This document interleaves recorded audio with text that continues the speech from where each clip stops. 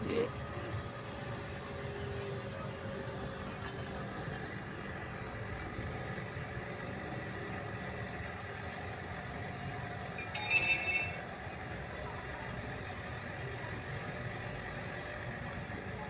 ayun guys, for today, meron tayong gagawin na half na tricycle. Magsalita ka rin, pero ikaw yung ano? Shoutcaster.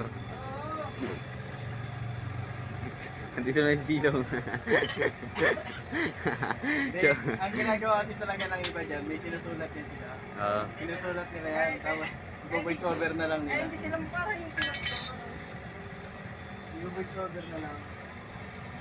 Kumbaga, isulat nila lahat ng isip nila. Tingnan nila kung tama. Habang pinapanood nila yung video, tsaka nila yung susulat. At kapag okay na, tsaka nila ulitin nila yung video. Kakat-kat, tapos yun yung Crap, cut.